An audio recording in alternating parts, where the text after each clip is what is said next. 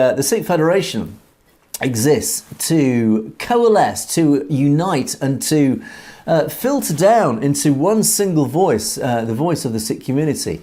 The Khalistan Caucus Foundation will coexist with a similar role, a similar raison d'etre to form a powerful voice, a united front, a united voice for the whole Khalistan movement, particularly, and it is of course US basis. It is designed to exist in the United States at a diplomatic level. It has the connections and likewise of course through Congressman Franks, it now has the power and the connections to be able to speak into the ears that need to hear this message in the United States government. And of course, as the Trump administration takes power, it now has this powerful organization, this foundation with many key members, many powerful members within the community, and of course now bolstered by Congressman Franks.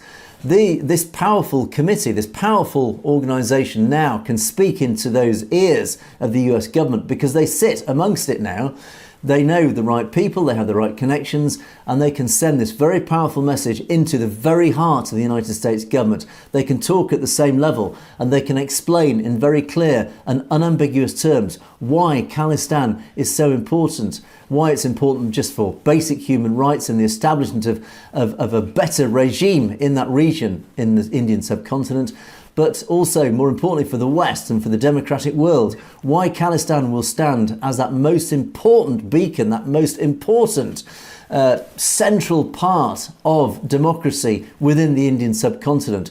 Trent often talks about how sadly the Indian government are moving away from a democratic principle of governance more towards a totalitarian system of governance. That is why they are aligning more with the BRICS economies, the likes of Russia and China. It is very important then that people in the region are given an alternative, a democratic alternative. If they don't wish to fall into totalitarianism, as India is going, then they are offered an alternative in that region. Khalistan. Khalistan will stand in that region as a relatively small geographic location, but in terms of its heart, it will be an enormous beating heart of democracy in that area. It will be a country with its borders open to all who want to live under that democratic, benign regime, that regime that will follow the rule of law, that will follow the principles of Sikhi, which means that it sees all their fellow human beings as equal. Men, women, whatever their background, whatever their religion, whatever their creed,